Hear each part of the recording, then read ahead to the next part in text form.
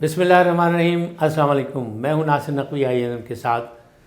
ابتدا رب العزت کے نام سے جس نے جان اور جہان دیا، اور درود و سلام اس ذات پاک پر جس نے ہمیں فلاح کے راستے دکھائے، جس نے ہمیں علم کی راہ دکھائی۔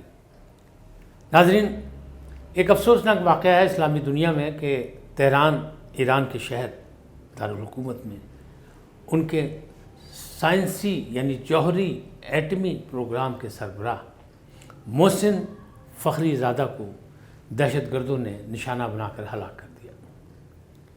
بڑے جدید انداز میں ان پر حملہ ہوا۔ وہ گاڑی پہ جب حملہ ہوا، بم چلا تو وہ آواز سن کے کچھ لوگ کہتے ہیں کہ وہ گاڑی سے باہر اترے، اور اس کے بعد اس پہ حملہ کیا گیا اور ان کو 3 گولیاں لگیں۔ زخمی حالت میں انہیں اسپتال پہنچایا گیا، جہاں کوشش کی گئی اس قیمتی شخص کی جان بچانے کی، لیکن جان نہیں بچ سکی۔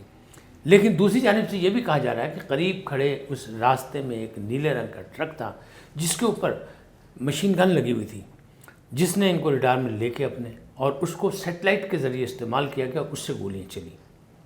کیا ہوا، کیسے ہوا، تحقیقات جاری ہیں، اور پتہ لگ رہا ہے کہ کچھ لوگ کہتے ہیں کہ دہشت گرد مارے گئے، کچھ لوگ یہ کہتے ہیں وہاں کوئی شخص دوسرا تھا ہی نہیں۔ مختلف تضاد بیانی ہے اس ساری رپورٹ میں، لیکن مختلف ایجنسیاں بین الاقوامی طور پر مختلف خبریں دے رہی ہیں۔ لیکن ایک تو حقیقت ہے کہ ایران کا جوہری پروگرام جو شخص چلا رہا تھا وہ محسن فخری زادہ تھا، اور اسے دہشت گردوں نے ہلاک کر دیا۔ پہلے بھی یہ واقعہ ہو چکا ہے۔ اسی سال سلمانی صاحب جب ان کو مارا گیا تھا تب بھی بڑا دنیا میں شور بچا تھا، سب کچھ ہوا تھا کہ قاسم سلمانی کو جس انداز میں قتل کیا گیا، وہ بھی ایک ریاست سے دوسری ریاست میں مداخلت والی بات تھی۔ دنیا نے بڑا شور مچایا، لیکن کچھ نہیں ہوا۔ ایران نے کہا ہم بدلہ لیں گے۔ ایران چوکس ہو گیا، اور جب اس نے کارروائی کی ایک جہاز کو آتے ہوئے دیکھ کے تو وہ مسافر بردار طیارہ تھا، اس کا نقصان ہوا۔ اس دفعہ وہ لوگ فوری طور پر کوئی بدلہ لینے کو تیار نہیں، لیکن انہوں نے کہا ہے، یعنی آیت اللہ خامنائی جو ان کے رہبر ہیں، اور صدر حسن روحانی نے کہا ہے کہ ہم جلد بازی نہیں کریں گے، لیکن ہم دشمن سے بدلہ ضرور لیں گے۔ ایرانی قوم دلیر، بہادر اور جنگجو ہے۔ ایران کی تاریخ بھی صدیوں پر محیط ہے۔ کوئی یہ اچانک کوئی سامنے نہیں آئے کہ کوئی ریاست بن گئی، کیا ہوا، لہذا یہ سب کچھ سب کے سامنے ہے۔ اب معاملات کیا ہیں کہ یہ ہوا کیا، کیسے ہوا؟ الزام لگ رہا ہے کہ اس میں اسرائیل ملوث ہے، اور کہنے والے یہ کہہ رہے ہیں کہ یہ سارا ڈھونگ جو ہے اسرائیل اور امریکہ نے مل کے بنایا، یعنی ٹرمپ کی حکومت کے دوران ہوا ہے، اور ہو سکتا ہے کہ مزید کوئی ایسا واقعہ اور ہو جائے ٹرمپ کے جانے سے پہلے۔ لیکن یہ کہا جا رہا ہے کہ اس کا بدلہ لیا جائے گا۔ محسن فخری زادہ کون تھے؟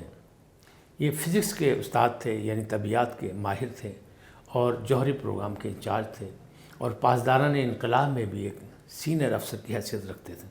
ان کی خدمات پر پوری قوم جو ہے وہ اس وقت سوگوار ہے۔ لیکن انہوں نے کیا کیا؟ جس شہر میں یہ پیدا ہوئے تھے، یہ ایران کے شہر قم میں پیدا ہوئے تھے 1958 میں۔ ان کا جنازہ پہلے تو یہ کہا گیا تھا کہ کورونا کی وجہ سے اہل خاندان اور چند حکومتی ارکان شریک ہوں گے، لیکن دیکھا دنیا نے کہ ان کا جنازہ بڑے شان سے اٹھا۔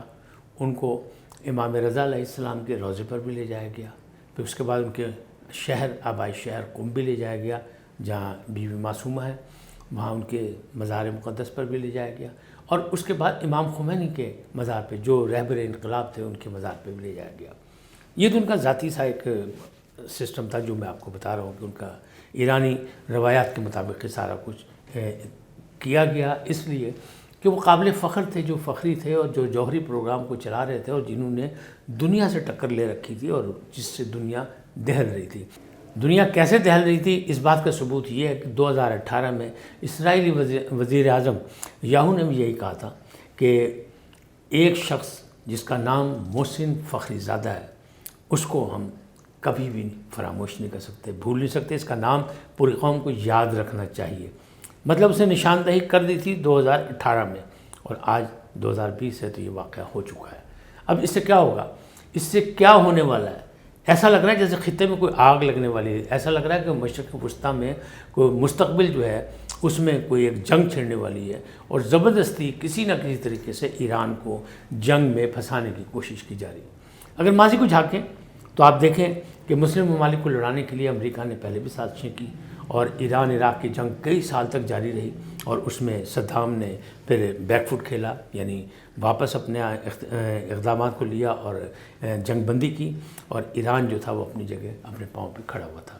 اب اسی طرح جو ایران سے لوگ ڈر رہے ہیں کہ ایران کہتے ہیں کہ جی ایران جو ہے عراق میں بھی مداخلت کر رہا ہے، ایران یمن میں بھی مداخلت کر رہا ہے، ایران شام میں بھی مداخلت کر رہا ہے، ایران سے جو یعنی لڑاؤ اور حکومت کرو والی پالیسی ہے انٹرنیشنلی طور پہ، اور امریکہ جو بہادر جو ہے وہ مسلمانوں کو آپس میں قریب نہیں آنے دے رہا بلکہ لڑائی کر رہا ہے۔ اب اس کا کیا ہوگا، کیسے ہوگا، اور اس کا نتیجہ کیا نکلے گا؟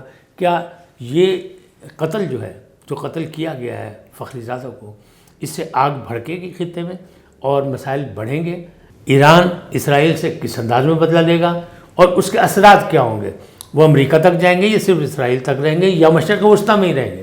اب یہ سارے معاملات سامنے ہیں کہ مشرق وسطیٰ کے ممالک جو ہیں وہ امریکہ کی مطلب اشارے پر باری باری تسلیم کر رہے ہیں اسرائیل کو، اور یہی مسلم دنیا پر دباؤ ہے کہ اسرائیل کو تسلیم کیا جائے، جبکہ OIC نے صاف کہہ دیا کہ فلسطینیوں کو ان کے جو غاصبانہ جو علاقوں کو واپس کیا جائے گا ان کے، تو پھر کوئی بات کی جا سکتی ہے۔ اسی طرح پاکستان کا موقف بھی یہی ہے کہ اگر فلسطین مظلوموں کو ان کا حق نہ دیا گیا تو ہم کسی انداز میں بھی ایسا نہیں کر سکتے کہ اسرائیل کو تسلیم کر لیں۔ اسرائیل ایک ناسور ہے، اسرائیل جو ہے وہ مسلمانوں کے لیے مطلب ایک دشمنی کا نشان بن چکا ہے، کیونکہ اس نے ہر جگہ ایسا ہی کیا ہے۔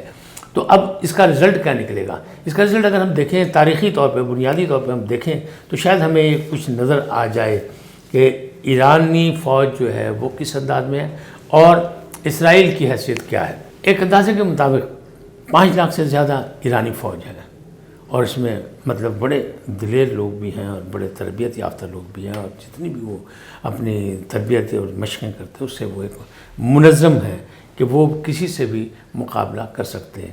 پاسداران انقلاب جو ان کے اپنے ہیں، جس انداز میں وہ کام کرتے ہیں ان کی بھی ایک تربیت ہے، یہ ساری چیزیں موجود ہیں۔ لیکن اگر یہ جنگ ہوتی، اگر یہ مسائل بڑھتے ہیں تو اس کا مسئلہ کیا ہوگا؟ اس کا مسئلہ پھر وہی ہوگا کہ نقصان مسلم امہ کو ہوگا، اور مسلم امہ کو نقصان کا مطلب جو ہے یہ ہے کہ مزید مسلم امہ کمزور ہوگی دوسروں کے مقابلے پہ، یہود و نصارہ کے مقابلے پہ۔ تو اس کی فکر کرنی چاہیے، کون فکر کرے گا، کیسے کرے گا، کب ہوگا۔ ایران کے مخالفین اسرائیل اور سعودی عرب کی فضائی قوت کے مقابلے میں ان کی فضائیہ نسبتاً کمزور ہے، مگر ایران کے میزائل کی صلاحیت ان کی فوجی طاقت کا مرکزی جز ہے۔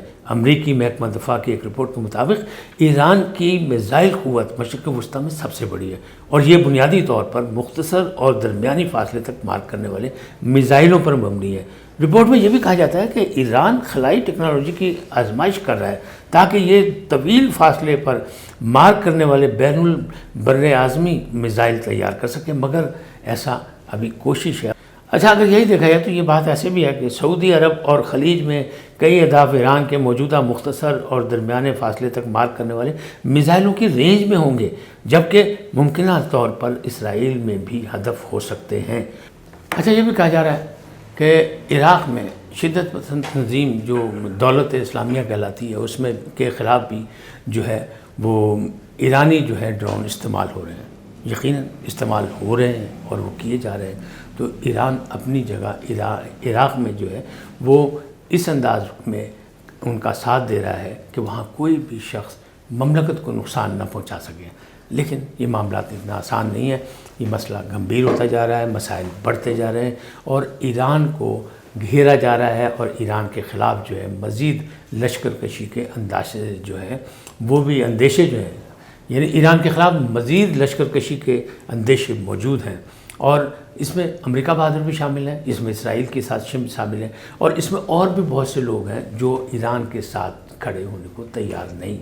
لیکن آپ کیا سمجھتے ہیں کہ اگر خدا نخواستہ ایسا ہوا کبھی، یا مستقبل میں چند ماہ کے بعد ایسا ہوا، کیونکہ کہا یہ جا رہا ہے کہ ابھی بھی یہ ہو سکتا ہے، اس لیے کہ ٹرمپ جو ہے وہ اس کوشش میں ہے کہ کچھ نیا کر کے جائیں، تو کیا آپ سمجھتے ہیں کہ روس اور چین یہ ایران سے دور ہوگا، وہ ساتھ کھڑا ہوگا، اور پاکستان کو بھی سوچ سمجھ کے فیصلہ کرنا پڑے گا۔ کیوں کہ دوسری جانب سعودیہ اور خاص طور پر متحدہ عرب امارات، یہ دوسرے جو ممالک ہیں مشرق وسطیٰ کے، وہ کسی نہ کسی گوشے میں نرم گوشہ رکھتے ہیں، کسی نہ کسی انداز میں ایک نرم گوشہ رکھتے ہیں اسرائیل کے لیے، وہ کاروباری انداز ہو یا مفادات کی لڑائی ہو، جو بھی ہو اس میں وہ ان کے ساتھ موجود ہیں۔ تو یہ تو حقیقت، تاریخی حقیقت ہے۔ لیکن جس انداز میں کسی کی ریاست میں گھس کے ایک دہشت گردی کی جا رہی ہے، تو دنیا میں دہشت گردی کے خلاف جو تحریک چل رہی ہے، اس حوالے سے امریکہ بہادر کو بھی، ہمیں بھی، اور سارے ممالک کو اس دہشت گردی کی مذمت کرنی چاہیے، لیکن نہیں ہو سکی۔ کیوں نہیں ہو سکی؟ کہ اقوام متحدہ کے سیکرٹری خود کہہ رہے ہیں کہ صبر و تحمل کا مظاہرہ کیا جائے، ہے تو بری بات لیکن مذمت کوئی نہیں کر رہا۔